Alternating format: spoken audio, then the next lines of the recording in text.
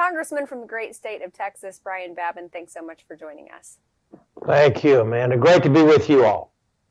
We are very happy to have you because Title 42 being lifted May 23rd. Your thoughts on that? How bad is it going to be? It's going to be terrible. We had a briefing yesterday with the chief of Border Patrol, with several of his sector chiefs, and let me tell you something. We had an 8,000 illegal alien encounter in one day, and we know they surmised what it would be after Title 42 is dispensed with, and they said they wouldn't be at all surprised to see an 18,000 illegal alien encounter in one day. So just let that sink in, and what kind of plans they have going forth. What's going to happen to our localities, our counties, our cities down in South Texas and all along the 2,000-mile border, and every state is a border state today, and it's scary, and the Border Patrol is their morale is down.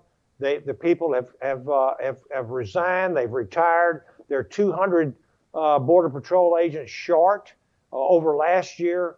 And even a suicide. It's terrible. My heart goes out to these Border Patrol agents and these ICE agents trying to do the best they can, and this administration simply is kicking them to the curb and not having their backs. That's amazing. I just took that 18,000 number. I joined journalism because I wasn't good at math, but I think that's 500,000 illegal aliens in a month. Are we ready for that sort of surge? No, sir. We are definitely not ready for this. All it's going to be is simply a process them in, process them out, release them into the country.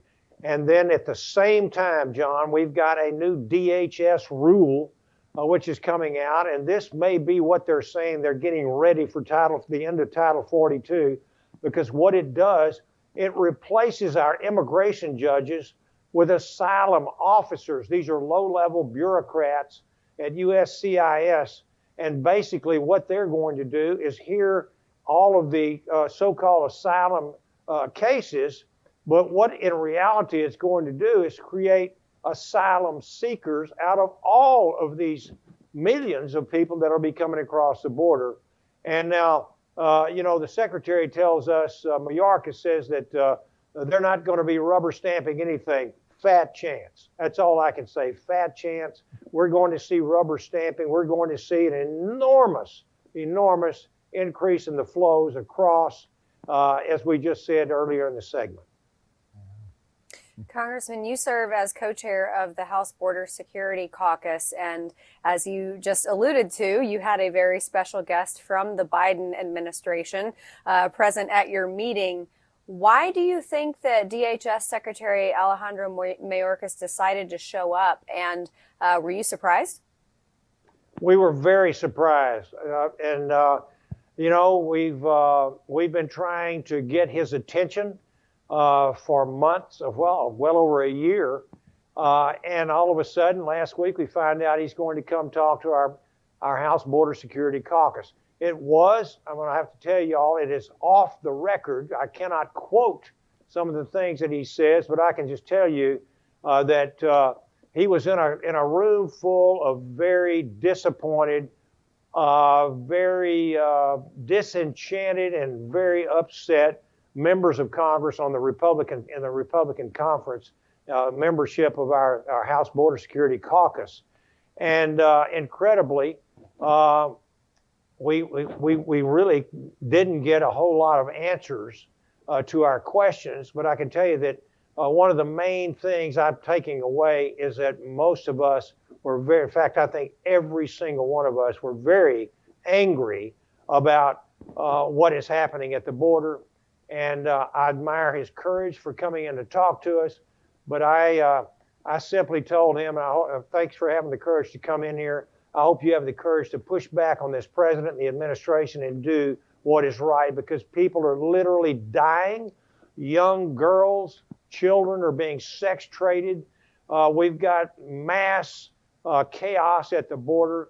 We have mayors in South Texas that that are on record saying that this administration has absolutely abandoned the American people, and that we have 100,000 plus deaths from overdose, from fentanyl, and 400 to 500 dead bodies of migrants, and not to mention other people from who have been murdered and maimed and criminalized by illegal aliens that are coming across the border as well.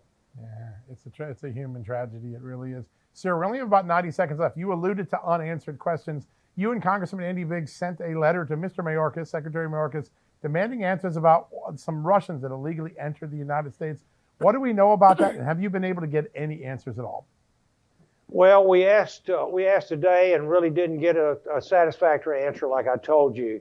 But you know, all I can say is we've got millions of people that are coming here. So many of them are trying to be asylum seekers, when we know good and well that about 90%, when they do show up for their court hearings before an immigration judge, 90% of them are bogus claims to have credible fear for their lives. And I can tell you that Ukrainians are coming across the border, and if anyone ever deserved to have asylum, it would be Ukrainians.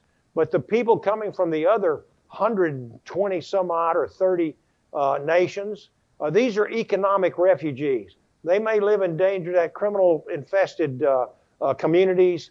They may have a lot of corruption. They may have a lot of crime. But these are these are folks that are seeking a better life. My heart goes out to them. But this is a nation of laws, John, and we have to obey the law.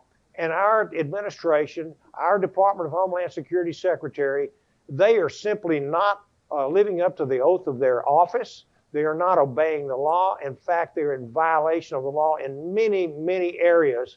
And so this is why I am just stunned that we would have Russians coming in here.